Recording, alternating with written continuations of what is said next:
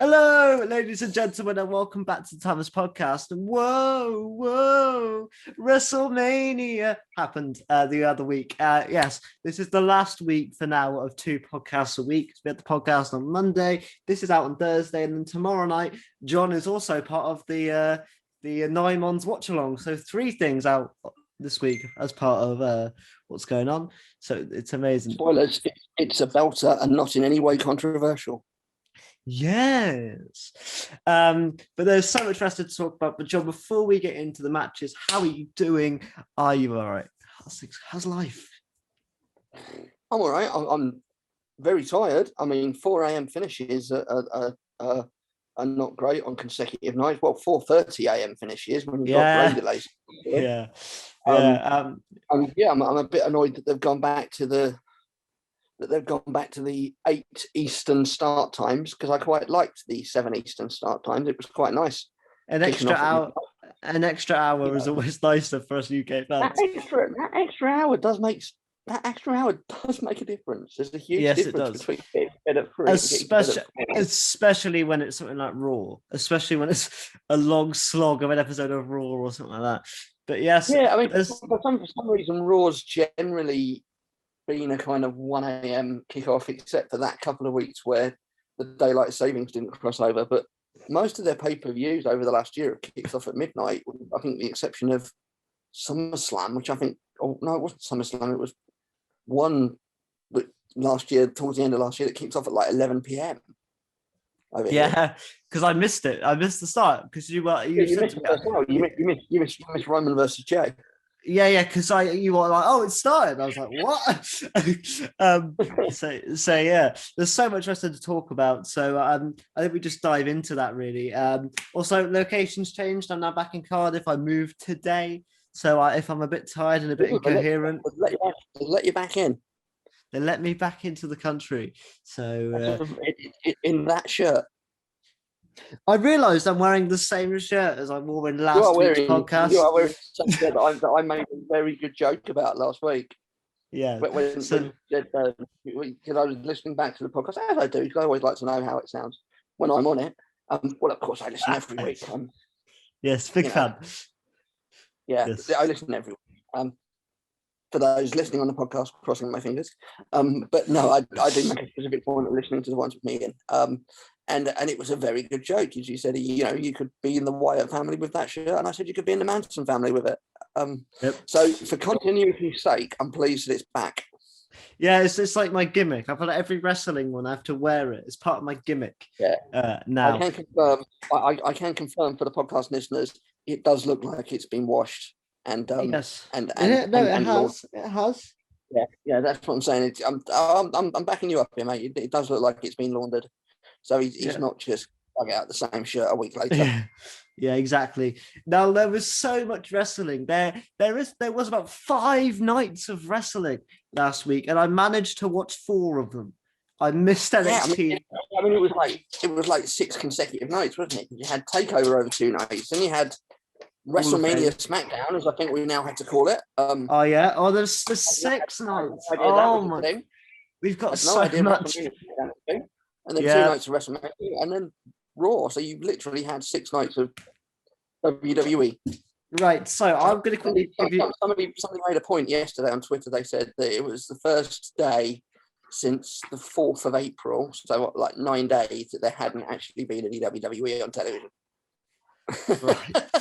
Right. So we've got to bolt through this. So first of all, did you catch any of NXT Takeover night 1 or 2? I watched both bits of it, actually. I watched both parts. This is going to sound really callous, but because Prince Philip died on Friday, there was absolutely nothing on television. So I sat and watched both nights of Stand and Deliver. Yes, and what a show it was. Now, on night 1, I only caught Tommaso Ciampa versus Walter, but I did stay up for night 2. And night 2 delivered, Stand and Deliver, with one of, if not the best NXT main event possibly in history, with Kyle O'Reilly versus Adam Cole in a belter of a match. Yeah, that was cracking. That was absolutely cracking. I think the other highlights for me were the 2 world title matches. Actually, I'd never I'd never heard of Raquel Gonzalez before, but Yep. she appears to be an absolute beast. Yep. So I'm quite liking that. You know, in a good way. I Yep. would hasten to add. You know, in a good way, she appears to be an absolute beast. I'm quite liking that. And yeah, the Balor versus Cross match was great as well. Very pleased that I did kind of tip Cross last week. Yeah, carrying Cross is a legend. I think he did really well. I was also yeah, I think it was just all fantastic from start. Even Johnny Gargano had a really good match for that as well with, I forget his name. What was his name? Oh no. Oh, yeah. That was the guy that won the night one. Bronson, Bronson Reed. Yeah, again, I tipped him to win that battle based purely on his name. Yes, and so overall NXT was a great thing, but we do need to go to Mania because we have so many matches plus some fallout from Raw. But NXT did stand and it did deliver 2 amazing nights of wrestling. It did. It was great. It was great. Something that unfortunately didn't deliver for me, apart from 3 promos, was WrestleMania SmackDown. I thought the choices of matches on this show to not have on the main card, when, as you put in a tweet, and I replied to this tweet earlier on this week, we had 2 Tamina matches on the card, but we couldn't fit the amazing SmackDown tag division, I think is bollocks. I mean, we'll get onto my view of the women. I mean, we all know my view of the women's tag team division anyway, but we'll get onto my view of the women's tag team battle royal and the title match.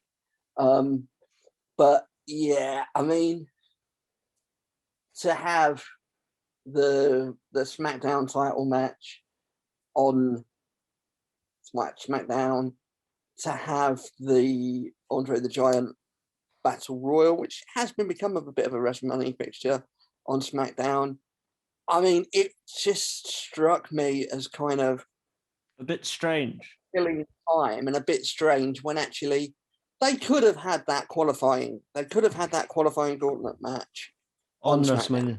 Yeah, there's no reason that they couldn't have done that, or they could have taken a couple of those matches and actually put them on the pre-show and put the matches from SmackDown into WrestleMania.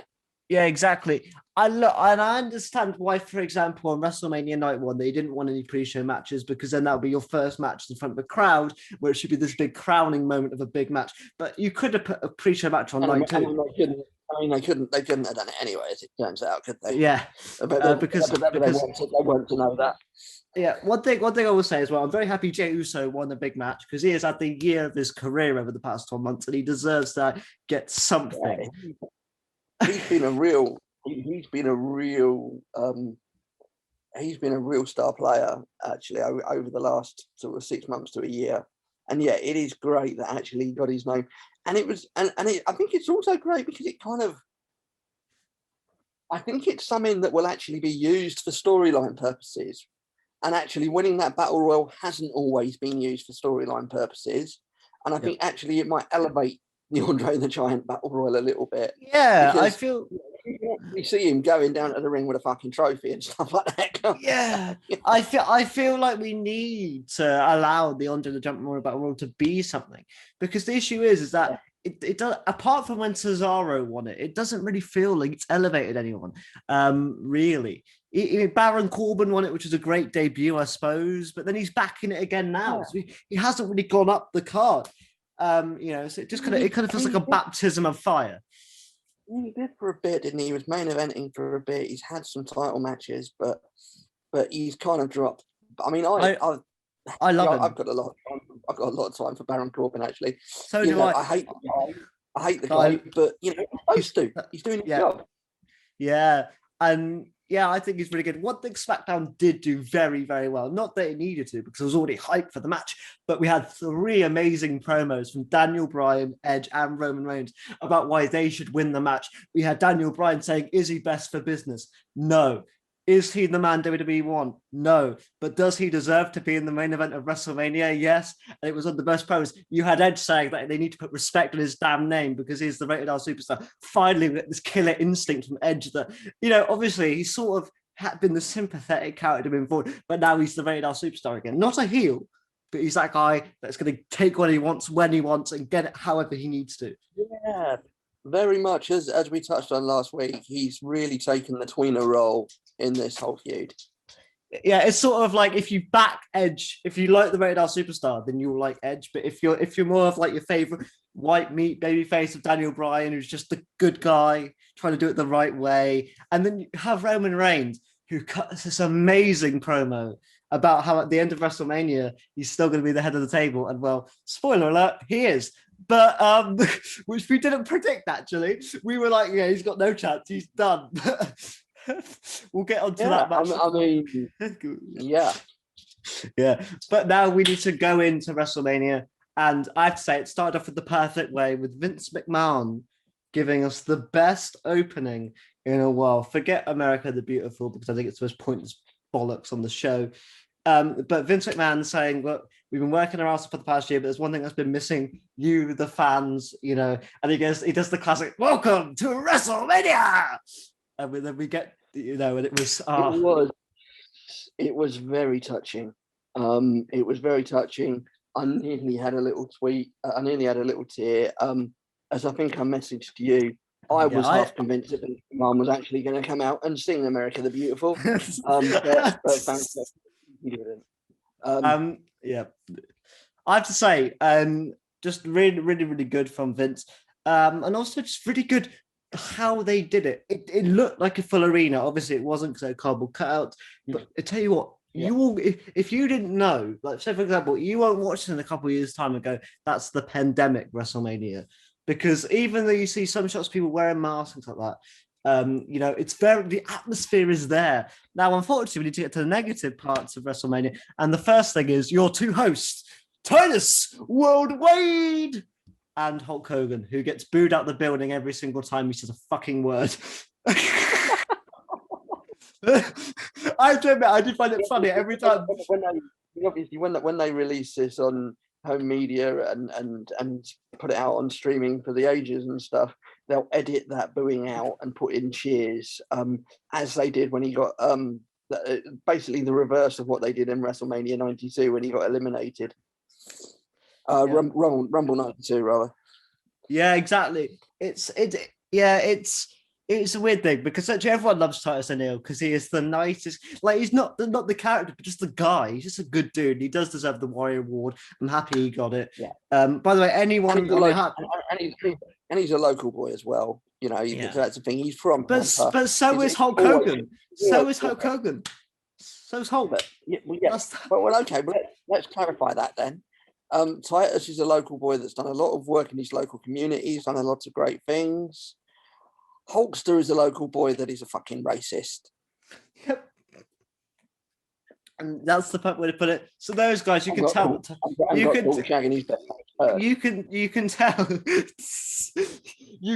that Titus is very uncomfortable throughout the two nights, but I think he was lifted up by the crowd and then having a good time. Yeah, but it was great to have him in front of the crowd doing that. But we kicked off a bit late because of our rain delay, but we did kick off with the WWE Championship match. Bobby Lashley, your champion, taking on Drew McIntyre. And I have to say, obviously not the best match in terms of technical, but these two are the right two to kick off.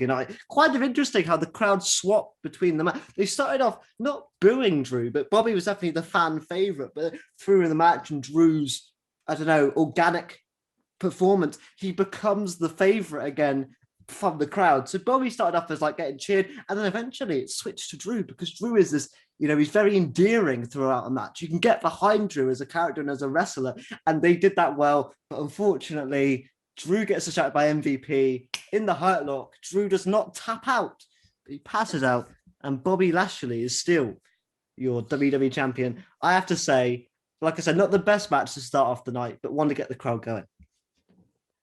I actually really enjoyed this. I loved it. For two bigger guys, okay, you're not going to get an absolute sort of technical wrestle fest, but for two bigger guys, it was okay. It was quite. It was a decent match, probably more decent than you would expect if you look at the two guys and wrote down their stats on paper or whatever. They worked really well together, and they played to the crowd really well. what I liked about it actually is that it was a relatively clean finish. I mean, yeah, he got distracted by MVP, but it wasn't exactly interference or anything. Yeah. So it was a relatively clean finish. Neither of them loses out as a result of it. Drew's only going to get more Popular momentum because he didn't tap out, he passed out. So it's going to go exactly the same way as it did with Stone Cold at WrestleMania 13. It just shows his resilience, his never say die attitude. Bobby comes out of it looking like an absolute beast, which we all know that he is. I'm particularly happy because I called this. Yeah, and I think it is the right call. I mean, obviously everyone wants Drew to get his moment, and I still believe Drew hopefully will get his moment. I think after the stupidity of the thing called WrestleMania Backlash, which is the most dumb name for a pay-per-view of all time, just call it Backlash. Everybody knows what it means. We don't need the rest. I get why you got the WrestleMania branding, but it's dumb. I don't like it. It's weird, but obviously WrestleMania Backlash. I can't wait for later in the year when we get WrestleMania Great Balls of Fire. WrestleMania Roadblock, end of the line. But yeah, it's going to be one of those things where I think it's going to be a slow build, but Bobby Lashley is killing it right now. He deserves this, and he is a beast.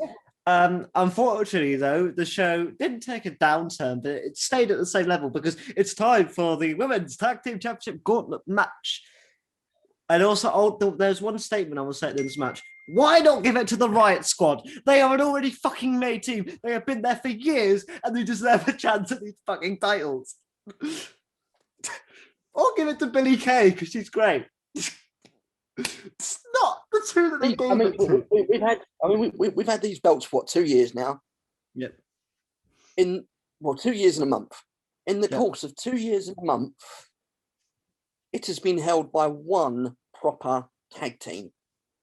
All of the rest have been tag teams that have been cobbled together with singles wrestlers. Now, I actually didn't mind the Gauntlets match. I really quite liked it. It was good, right? It was good. It was good. Carmella got their moment.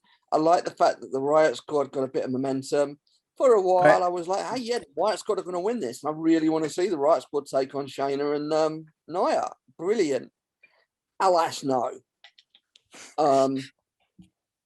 Natalya and Tamina won. Now, I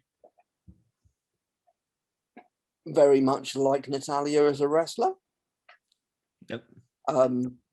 We'll come on to what I felt the highlights of the title match on Sunday night were. But I very much like Natalya as a wrestler. She's got a great legacy behind her. Yeah. I genuinely would not object to seeing her win the tag team title or hold some gold. However, I'm sure Tamina's a very nice person. But, and shoot me down if I'm wrong here. I don't know if it's just me. I don't think it's just me, but it's horrible to watch in the ring. Yeah, it's one of those things as well where like the Riot Squad, they're ready-made team, people behind them. There's storylines with Billie Kay and Carmella, so that could have been quite fun to see them bumble their way into the. But Natalya and Tamina, the most bland team you could have chose. And also, the Riot Squad looked amazing, by the way, in their Joker / Harley Quinn gear. That was really cool. Always like it when a wrestler has some really cool gear at Mania. But alas, no. And all I'm going to say is I want to move on from this because it didn't aggravate me, but I just sat and watched it and I went, Yeah, and like, I mean, the problem with it was the minute that Natalya and Tamina won the Battle Royal, you knew exactly what was going to happen the following night. Yep. Because they're not proper contenders. Had the Riot Squad won that, it could actually have had a bit of interest for that title match. Yeah, exactly. But let's move on to an actually incredible match as the Swiss Superman Cesaro competes in his first one-on-one match versus Seth Rollins in not the match of the night because it shows the quality of WrestleMania, but a damn good match with some amazing moments. Cesaro and Seth killed it here. I can't go through all the spots, but I'll go through some of them in the best of my mind. You've got so many swings, just so many. fireman's carry swings, the original leg swing, so many swings. You had some neutralizers. You had an uppercut. You had a curve slam into an uppercut. You had Seth Rollins doing a spin through the air into a splash. It was. I mean that corkscrew splash was like fucking. Mwah. And I caught this little. I can't remember who it was from. I can't remember. I caught this little conversation going on at Twitter during the match, and like somebody said, "Why is he doing a corkscrew? That's not going to hurt more." And somebody actually replied to it and said, well, actually, I've got a doctorate in physics, and it does, and here's why it does." It's like, it's wrestling, guys. But yeah, that corkscrew splash was brilliant. I loved the chain of uppercuts. I loved the way those two guys were working together. The only shame is I think that's probably the end of the feud, because I'd like to see them go again and again and again.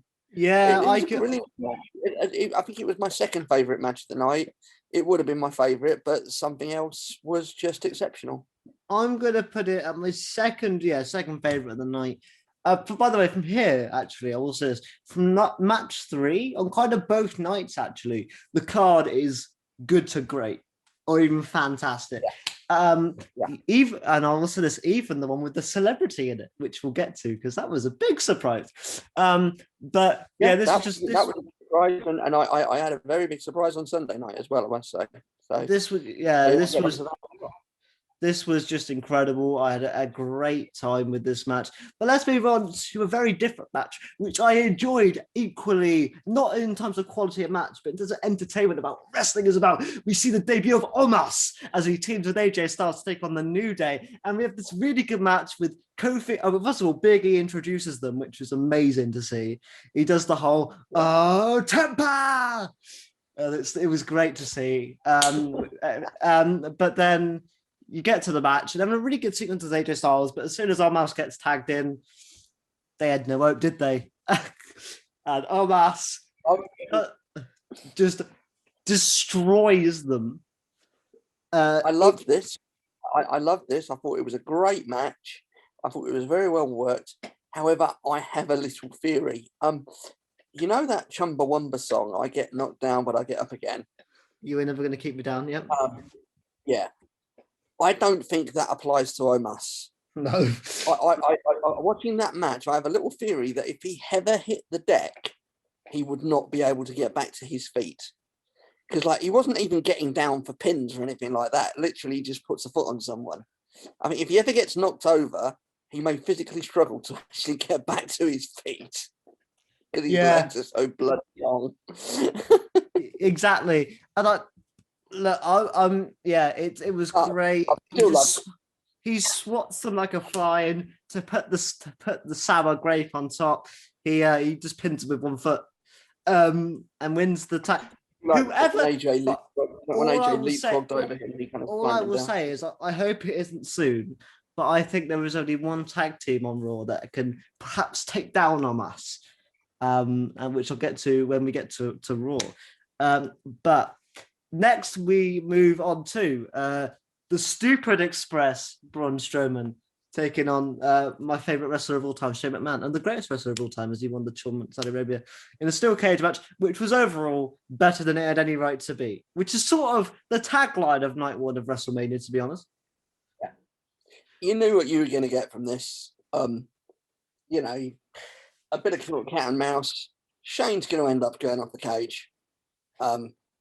And yeah, actually, it delivered on all those accounts. And it was a nice bit of storytelling. The storytelling through this entire build-up to this match has been really good. Yeah, and also it played on the fact that Shane's really smart, because he does something that I think wrestlers should always do. He brings a steel chair in the cage to help him out. Because there's no DQ, so I don't know why before you enter the cage. If you're the smaller guy going into a steel cage match, why the fuck are you not going to take a leveler in there with you? Yeah, exactly. Yeah, it's really good. Why aren't you going to take that steel cage? Go smack. It's really good because it's not only just a squash match after he gets rid of the chair. Shane just still gets some licks and he hits the DDT. He hits a beautiful coast to coast, which is still one of the coolest moves in wrestling. He gets up to the top of the cage. Braun's on there and he goes on the outside and Braun rips the cage open and goes, "You ain't going anywhere," and just chucks him off the top of the cage. And that's not even it because he gives him a running power slam. 1, 2, 3. It's a feel good story about bullying. I mean, Shane McMahon was never going to win this one, really, but I'm not a fan of the Braun. I'm not. True. I mean, Yeah. I'm not sure. I mean, I think that's what they tried to make it be.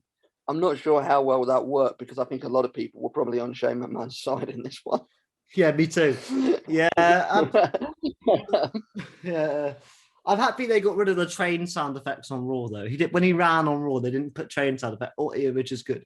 But yeah, this match's not much to talk about because it was kind of short and sweet, so they didn't overblow it. Because I feel like any longer and it would have become a bit bland. And then let's move on to possibly the match people were like, "Oh, this is going to be a bit boring." Let's move on to The Miz and Morrison taking on Damian Priest and Bad Bunny. And I have to give a clap to Bad Bunny because not only did he do then one move, he was in the entirety of the match almost. And I have to say, kudos to him because if you told me, John, if you said last week, Bad Bunny's going to hit a Canadian destroyer, I would have said, fuck off.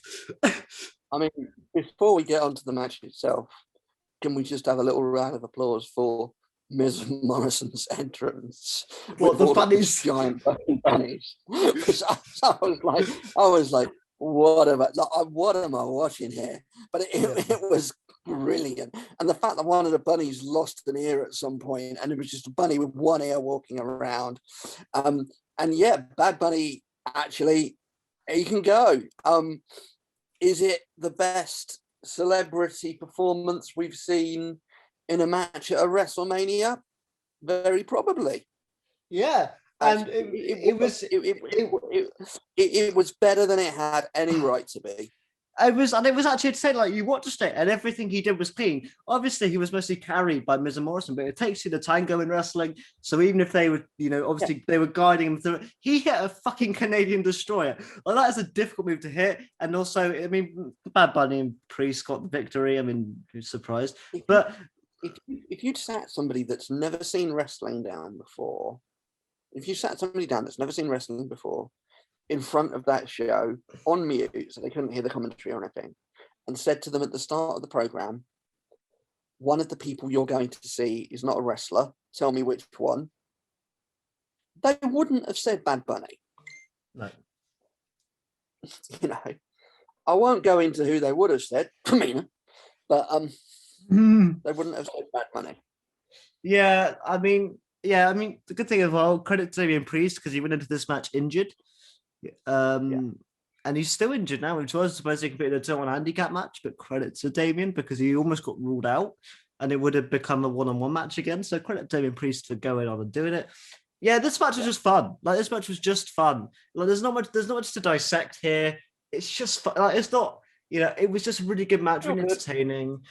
Feel good. And do you know what? If they said Bad Bunny's going to come back again at some point, maybe in a couple of years' time, I will not object to him having another match in WWE. I will say, while we're on the Bad Bunny thing, we also had this really good promo for Bad Bunny's tour. I know, John, you'll definitely be going now, where Triple H hands him a briefcase and says, "Look, you've done the business here," and it was a really cool promo. Bad Bunny's going on tour. Do you know what? Credit to Bad Bunny. Yeah. Yes, the promo was very good. Are you not a fan of Booker T? I'm not sure. I'm not sure that, as I've said previously, I'm not sure that his music is exactly my oeuvre. So I'm not sure that it's something that I myself would go to attend. But the promo was very good, and I wish him all the best. I hope that obviously, I'm sure, I don't doubt that it will sell out because he's clearly very popular. Yeah, and I think as well, it was sort of interesting because it was very similar to Drew thing where they were booing Bad Bunny, and then like I'm gonna even say a minute, they were like, "Holy fuck, this guy's like he's not Yeah, he wasn't just he can actually go a little bit. He can actually go a little he wasn't just a celebrity that came in and thought he was the bollocks and just thought, well, I'll just do one punch and people will love me. He actually like because I remember Triple H saying he's been training for 3 or 4 months, and Yeah. you just need to see the love on for him on Twitter by the wrestlers that say much respect to Bad Bunny for that. I mean, this is, so I don't know the guy, I don't know his history. For all we know, this could be his childhood dream. He could have grown up watching wrestling. He is a massive wrestling fan. He's a massive wrestling fan. Yeah, exactly. So he's got that. And if you're a massive wrestling fan and you've got that opportunity, you're going to work hard at it because you're going to be loving every minute of it. So yeah, absolute fair play to him. Yep. But let's move on to the main event of the evening, and probably the one match where me and John were torn most of who we wanted to win, slash who we thought would win, because me and John are massive Sasha Banks stands, but Bianca Belair needed to be crowned tonight or that night, and she was crowned in one of the best WrestleMania main events in the history of the show. And I'll be honest, both of the main events over-delivered in terms of quality of match. Like, this match was insane. Oh my God. I mean, before we get into the first match, can we just talk about that first few seconds after the bell? Yeah. When you've got two women of color looking at each other and saying, "Holy shit, we are headlining WrestleMania." Yeah, and you see how much it meant to both of them, and full kudos to that, because the amount of pressure that they must have been putting on themselves for that match, to deliver what they did, it's phenomenal. Yeah, exactly, and it was sort of amazing to see as well, because they're two of the most cocky characters, and you see for this moment, the real people come through. I thought it was fabulous. I thought moments, chills all around the world. I think we got a "You Deserve It" chant as well, which they fucking do, because they've been killing the game on SmackDown, even though the story's been a bit rubbish. But they've killed the game of what they've had. And they killed the game in the match, because let me tell you, this match did not let up. I'll go through the best bits, and John, if I forget anything, please do let me know. So not only did we get a lot of bank statement attempts, I remember the best one being Bianca trying to roll to the ropes, but Sasha gets her back in the middle of the ring, and you're thinking, this is it. But no, you get Sasha's dive to the outside, but then Bianca rolls through, lifts her, presses her, walks up the steps, and chucks her back in the ring. You have the hair whip heard around the world. And unfortunately, with a mark on Sasha's side, that probably stung like a bitch the day after. And then obviously you have Bianca's finish as well. Was there any other moments I'm forgetting? Because this match was a blur on the raw excitement of you did not know who was going to win. I'm trying to think. The one that struck me was she had her up in a suplex position and she bounced Sasha off of the ropes on a couple of sides, and it looked like she was going to do it off all four sides, and then she didn't in the end. But yeah, she had a vertical suplex, and it was like bounced off of the back rope, bounced off of the rope on the right, and then that was impressive. I mean, the whole thing was just incredible. I mean, that hair whip sounded like a bloody gunshot. It was fabulous. Yeah, it was fabulous. And it was something. It was just a fabulous match. And I think the most heartbreaking thing for me, which obviously wasn't on the show for us, was the end when Bianca won and Montez comes out. Not only do you see her family almost flip over the barricade in excitement. Yeah, dad nearly goes over the balustrade. Yeah, and then afterwards, her I think her husband, I don't know whether they're married, but her partner Montez Ford comes out and gives her the arm raise as well, and it was insane. And it was a fabulous match, and I do want to get that across before we talk about the next thing on WrestleMania, because I'm going to pop a blood vessel probably. But this, and night one overall, was capped off wonderfully. It was a night where, I mean, I once expected to shit on it, but I was expecting to be prepared to not enjoy it as much and just have it as a decent show, when actually it over delivered almost throughout, especially after the second match. Everything after that was quality.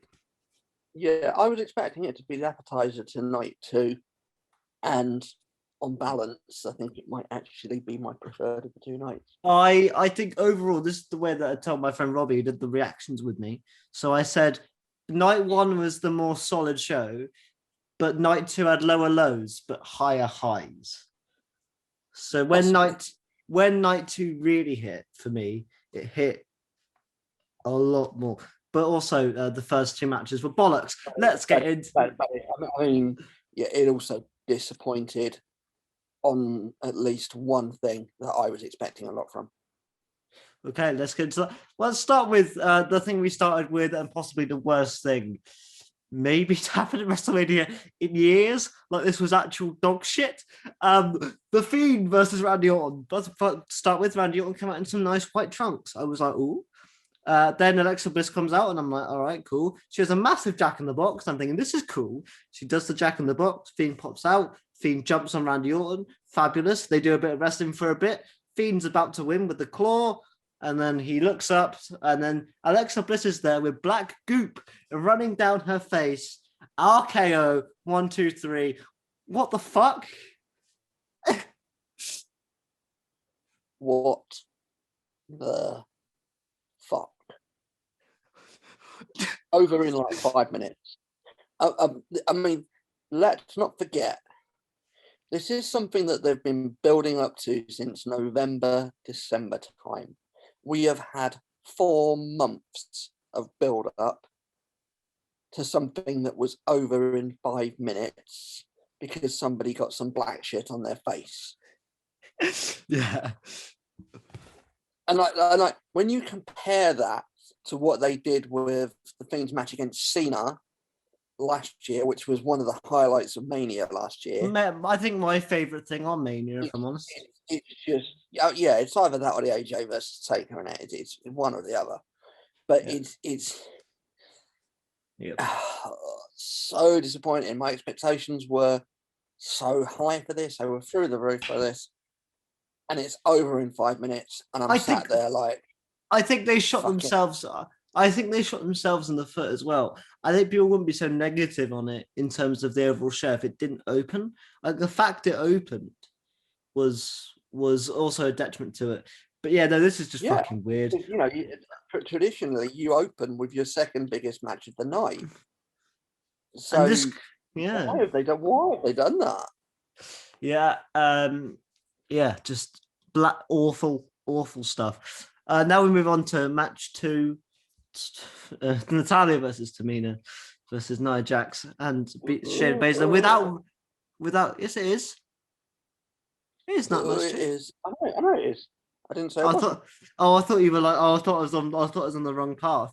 I thought you were going. Oh, you're wrong. By the way, where the fuck was Reginald? He was ill, apparently. Mate, he missed Mania. There were lots of people on Sunday asking where Reginald was, because he has quite a following, being the man. And also, he was on the graphic. He was on the graphic. Yeah, WWE released a statement yesterday saying that poor Reggie was ill over the weekend. Oh man, I hope he still got his Mania payday. I hope they still gave him the bucks. But yeah, this match is boring. Who cares? And there's just Shayna and Nia win. I can't tell you anything that really happened in it. Apart from Natalya got her teeth kicked out at one point. Yeah, and had a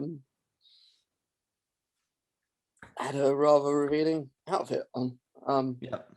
You know, I think I might have sent quite a laddish message to you about 5 minutes in, saying the highlight of the night so far. Did. Yeah. MVP of the night so far is Natalya's boobs. By the way, that didn't stay there, but the wrestling got good. But these 2 matches to start the show, I was sat there and I was going, All right, so I was sat there going, oh, for fuck's sake, and we've still got Riddle to come. Yes. But let's move on to possibly a highlight of mine on both nights, because I love it when these two get in the ring. I knew they weren't going to get as much time as I would have desired, but when they get 10 minutes, they make the best 10 minutes out of it possible. We move on to Sami Zayn with special guest Logan Paul versus Kevin Owens. And like I said, it's not a patch on their takeover matches, but never was going to be, because they'll never get the time that they got in NXT. I think within the 10 minutes they got, they killed it. There was some really cool spots. I like the fact that essentially from the off, Kevin just tries to powerbomb him on the side of the ring. You also get some great moments like Sami Zayn hitting a horrible suplex to Owens on the ring apron.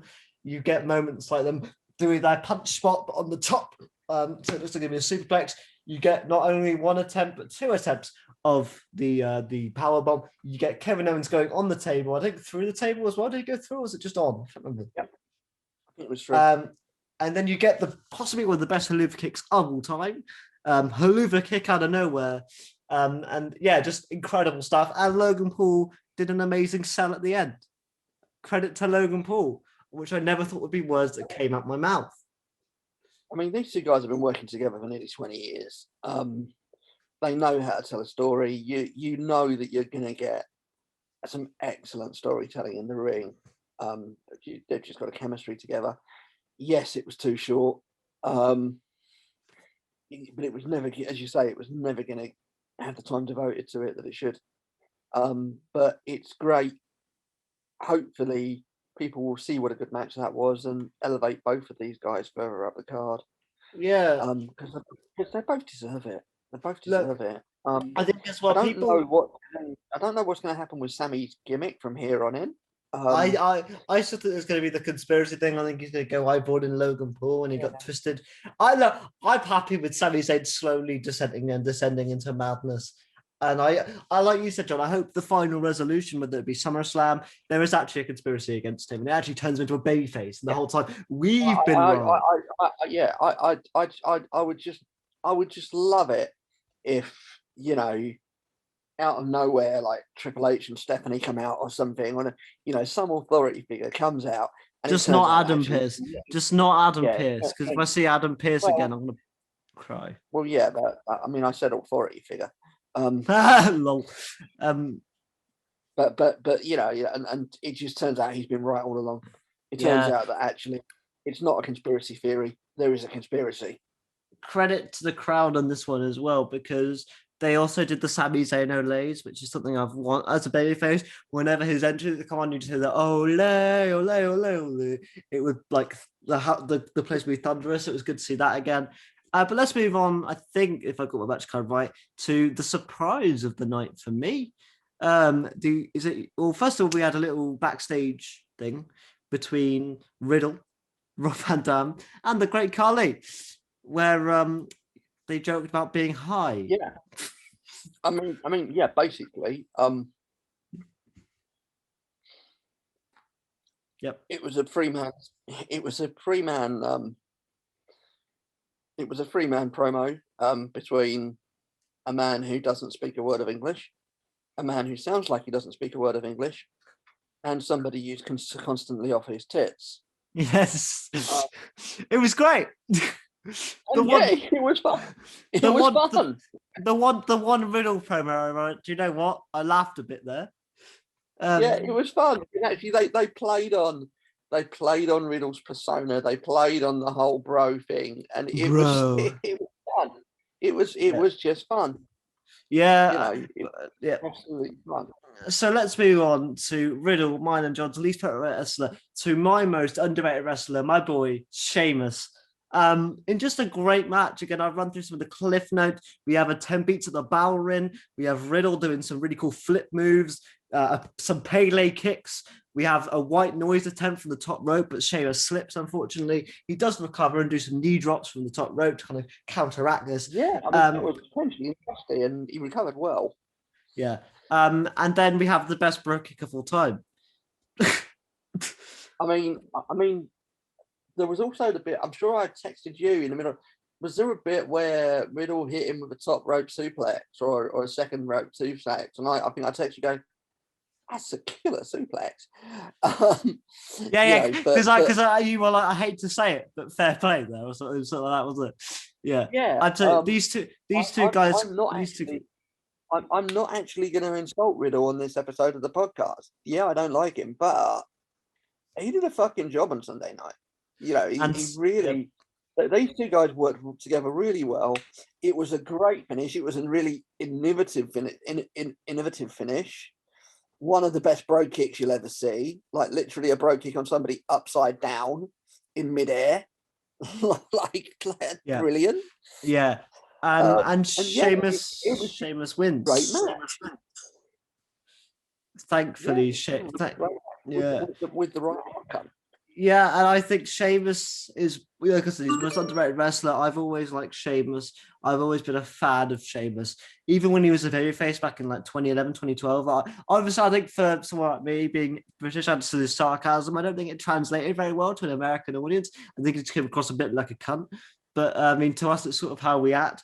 And I've always liked him, even when he's a heel. I've always liked him. I think he's great, heavily underrated, and I think he does deserve one run with the belt. I'm happy he's got it. Hopefully, he keeps it for at least 3 or 4 months and has some good matches. Yeah, and I mean, I can see the feud. I can see that feud continuing as well. Actually, I can see that feud continuing. Yeah, do you know what? I'm okay. I wouldn't mind if it does. I'm also okay though if they move Riddle up the card so he gets destroyed by Lashley, because that'd be fun to watch. Well, yeah. Anyway, we move on to the weirdest stipulation of WrestleMania: a Nigerian drum fight, street fight. But we were all wondering what a Nigerian drum fight was. It's a street fight. It's a street fight. It's a street fight with some drums alongside the ring. Yeah. But you had Wale. You don't necessarily have to use the drums. We have Wale come out and perform Big E's entrance to lip sync, because he's definitely not singing that at all.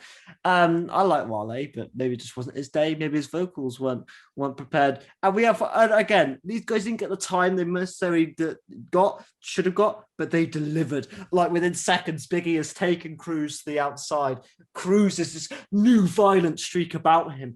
And I think it works. Every time he hits a move, he is sick and sadistic. Big E is pissed, so he wants to get the moves in. And look, there's not many massive spots here. These guys are just wailing each other with kendo sticks for about 5 minutes, and they're just beating the shit out of each other. There's not many spots in terms of a wrestling match, because this is a fight. These guys aren't wrestling. These guys are beating the crap out of each other. And just so it looks like Big E's about to get the win, we have the returning Dabba-Kato, but they didn't say his name, so I assume he's got a new name. But Dabba-Kato comes and helps Cruz win the Gauntlet Championship. And I like this as a WrestleMania ending, because hopefully we were all like, who's this guy? Who's this guy? And we were like, yeah, we know that guy. Dabba-Kato. But yeah, I hope this gives the chance of Big E to be moved up the card with the result of the main event. I hope he can get an opportunity in the Universal title picture soon, because he deserves it. And if this is the way to get him there, I'm for it. And Cruz needed to win here, because if we didn't, the character would have flopped. I'm interested to see what they do with Cruz. I mean, I saw somebody suggest that this could be almost like him sort of forming his own kind of nation of domination, which I don't think he needs to, though. As a late 90s wrestling fan, I would be really down with that. I mean, Farouk didn't need to, but it just works really well, because it's about putting a stable together and having that kind of strength around you. So yeah, I mean, it could be, we could see a little stable kind of building over the coming weeks. SmackDown could be interesting. Yeah, again, just a really good match. I think a really good ending. I think Cruz will be a great heel champion. I'm all for it. I think he's brilliant. I like this new character. I know some people find it a bit insensitive, but actually, he's not doing anything like wrong. He's just changing his accent a little bit, so I'm okay with it. Yeah, this was really good. And look, it's good that it's good. I guess as two English white guys, it's not for us to say whether it's right or wrong, but it's not like it's one of us that's putting on an accent and doing that. Yeah, and I think obviously, yeah, it's not for us to decide, but from my perspective, they definitely could do a lot worse, and they have done in the past. So Yeah, they've done Kerwin, worse than that. Kerwin You know, White, they've for done example. John, do you remember Kerwin White? Kerwin White.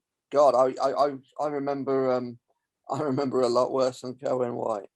But yeah, like let's move on to I think what you may be referencing, the Raw Women's title match. Not a bad match, but just a match that I think buckled under itself based on the card we had earlier. I think unfortunately it was in that. I think maybe stacking night two wasn't in its favor in terms of the crowd were tired after the three great matches they had just seen. And unfortunately, a match had to pay for it. And Asuka and Rhea Ripley did pay for it. And it wasn't a bad match. But also, you can't really beat the SmackDown Women's title match. So in essence, they were fighting a massive uphill battle. They didn't do a bad job, but it was a solid match for me. This was decent. This was decent. Was this the match you As were mentioned underwhelmed last by? week. Or was it the Randy Orton one? No, I was underwhelmed by the Fiend match. Yeah, so. Yeah, I was very much underwhelmed by the Fiend. Yeah, this wasn't a bad. This wasn't bad. This was decent. Yeah, I do agree with you though that after I the three big matches, it kind of buckled under itself with the crowd. They're a yeah, bit dead. but as we know, as I mentioned last week, I've had problems with how they've characterized Asuka's title reign. I don't think she's been treated very well by creative, to be honest. This has played second fiddle to the SmackDown Women's Championship. But all in all, it was a decent match. You know, it's two good wrestlers. Yeah. I really like Rhea as a performer. I really like her Same. And I think that shifting the belt is the best thing for the division going forward.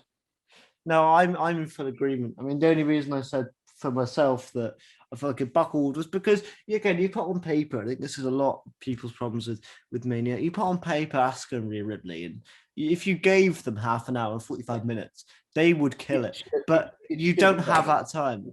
And look, it should have been better than this. And look, I'm not saying it was a bad match. I thought it was rather enjoyable. If this was on any other card, definitely a very solid match. But I think at Mania, maybe give them 3 or 4 more minutes just to let it build to a higher tempo. Because as soon as it started, very similar to the Bobby and Drew match on night one, as soon as it really got built and the crowd got into it, it finished. I really, I'll be honest, I really strongly feel that they should have actually opened with this match on night 2. Yeah. I think because you start, your second biggest slot after the main event is your opening match. Yeah, open with this one on night 2. Give them 20 minutes. Let them show what they can do. That way, people are going to be less pissed off when you pull that stunt with the Fiend. Yep. And you're actually opening them with a really strong match that gets the crowd going. Yeah. I think the positioning of the match was the problem more than anything else. Yeah, exactly. So credit to both performers, but unfortunately, I just don't think it was their night. But I'm incredibly confident in Rhea Ripley as a performer that she's going to have a cracking reign. And I'm confident. Hopefully, WWE give her the creativity and the storylines to do so. And hopefully, after night one, I'm also bringing it to night one's promos when they were unscripted and they were scrambling due to the rain delay. Let wrestlers talk. Just don't script them. Because when they did these promos on night one, it felt real. It felt Drew McIntyre was all over the place. He was like literally storming around backstage. It's great. That's what we want to see. We want to see like the genuine. We don't want to see word festival. Like that's great. But let's move into the main event of WrestleMania. The blockbuster I don't want to. If it's a thing I think you're going to talk about, I feel so bad. What did you think I was going to talk about? The Bailey thing. I'm confused now. The Bailey thing. No, what I was going to say was before we do, I think we just need to draw a little bit of attention to Rhea Ripley's entrance, which I thought was phenomenal. It was a great performance of the entrance song. And actually, I'm not always down with live performances of wrestlers' entrance songs, but I fucking love that. No, yeah, I thought that was really good. I'm all for something like that. I think that's really cool. There's never a moment for me where no, like, even if, for example, even if it's like Pitbull or something, I think a wrestler is just elevated by having a live performance. I think it makes them look more of a superstar. And I was all for it. I think Riz's entrance was cool. But yeah, it was As you mentioned, the bailiffing was shit. And the why the better thing hell were was they shit. wearing? We're not Why gonna the we're hell were not they we're wearing? not gonna talk Why about it. the hell? We're not gonna Why talk were they about it. wearing pirate It didn't outfits? happen. Why It were didn't happen. Hulk? It didn't happen. It didn't happen. Why were We're moving Hulk on. and Titus wearing pirate outfits on night 2 when they weren't on night 1? Yep. I don't know. But moving on to our main event of the evening. Yep. Good job. Moving on to our main event of the evening. Daniel Bryan versus Edge versus Roman Reigns. I'm going to say this now, and this isn't hyperbole for me. Top 5 WrestleMania main events of all time. Without question, for me, everything that happened in this match was almost perfection.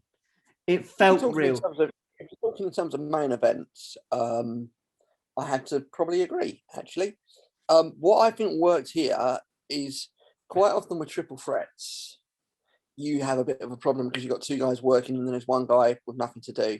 Because you had Jey Uso around the outside, actually that wasn't the case because he was fucking super kicking anything inside that got slung outside.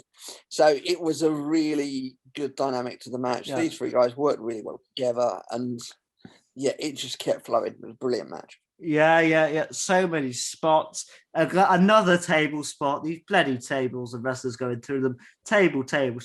Lots of chairs. Many concertos. Jey Uso doing super kicks. Jey Uso getting speared out of his boots. Just great stuff. And Jey Uso getting the unprettier on the steps. Yeah. The impaler on the steps. Jesus. Yeah, just really cool stuff.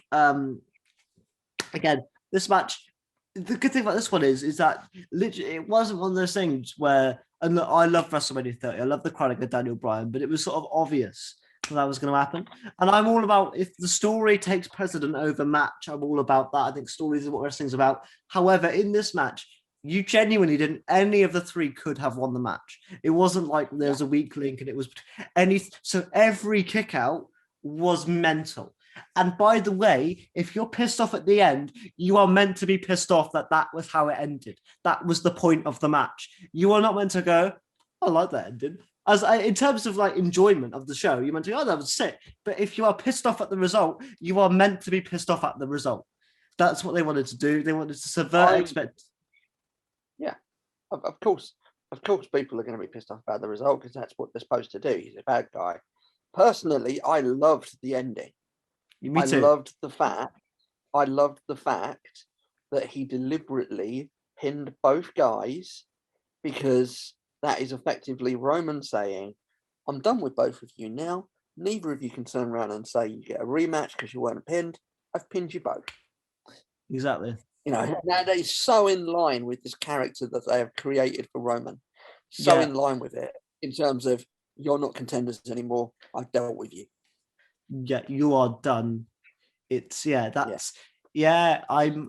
thought it was great, and I thought this match was really cool. I like the fact that at the end Mania with the heel going over, because I'm all for Roman keeping that belt. He can keep it till next Mania as far as I'm concerned, really, because he's never dull. They always do new things with him. They always keep him fresh, always keep him box office, and I'm excited for it.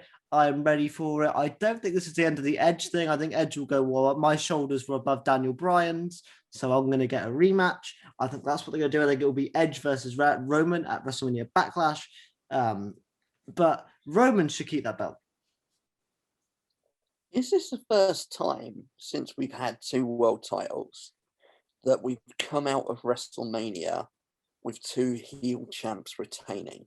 Yeah, the only face champ in WWE is Bianca Belair. The only face champ. No, I mean in terms of the 2. No, I'm talking in terms of the 2 male world title. Yeah, belts. but that's what I'm saying. The only face in the whole company is. I wasn't paid, but going back over previous manias, have they ever had a situation before where your Raw Men's Champion and your SmackDown Men's Champion have both been heels and both retained? I can't remember that ever happening. No, me neither. And they were both. It's rare. It's rare for it to happen once. I remember Miz doing it over Cena. But Yeah. I can't remember what the other title match was, but I think it was a face winning. Edge. It was Edge winning against Del Rio, so yeah, face. Yeah. It was his last ever match, actually. Yeah. But yeah, no, this was sick. I think Mania was overall a great success. Unfortunately, I can't say the same about the Raw After Mania, which we'll get into. But if you had to give a grade to WrestleMania, John, what would you grade it? I'd give it a grade. I'd go B plus.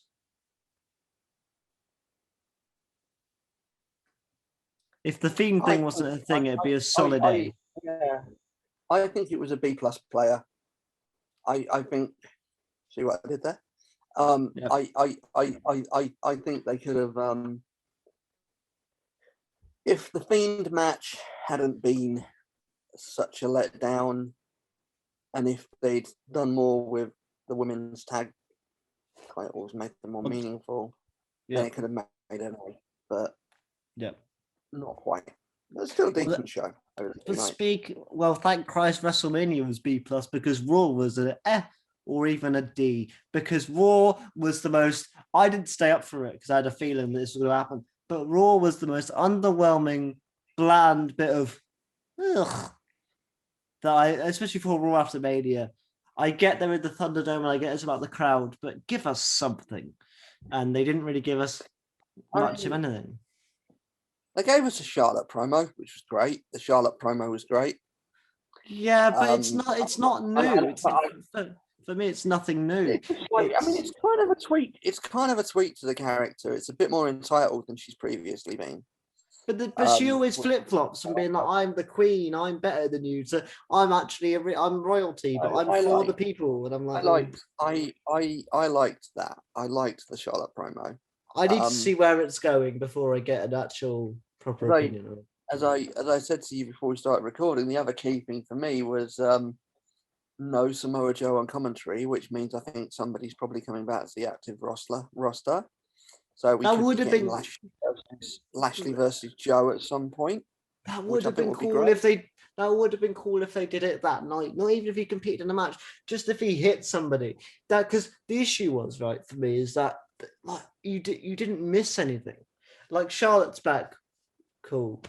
The Viking Raiders, I really like them. But if you said to a general person watching the wrestling, "Oh, the Viking Raiders are back," they go, "Who cares?"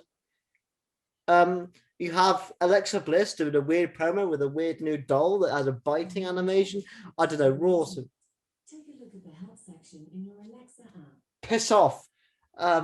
Sorry, I said the word Alexa and it went mental. Hilariously, mine actually did that yesterday while I was watching Raw. Yeah, it's just for me, mate. It just flopped. I didn't enjoy it, and look, the main event.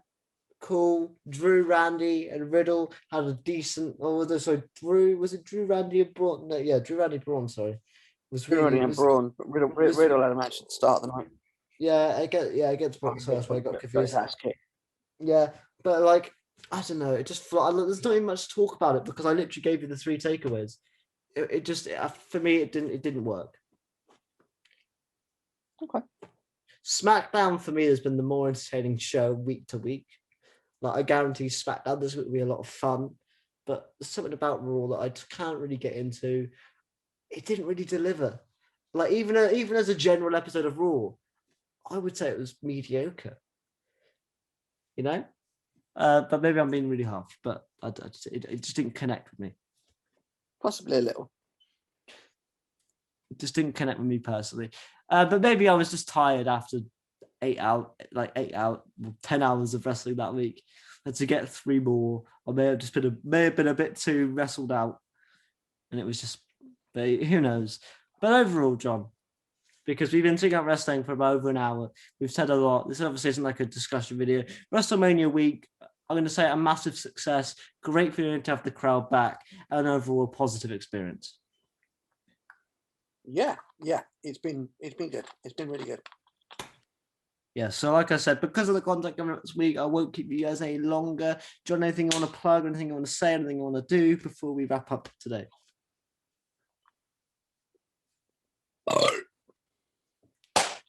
There we go. For everyone that is pissed off by that, That's a you problem. Thank you guys all so much for checking this one out. Subscribe to the channel. Check us out on Spotify, Apple Podcasts, and I think Google Podcasts. And we'll see you guys very soon. Take care. Thank you so much, John. Sweet.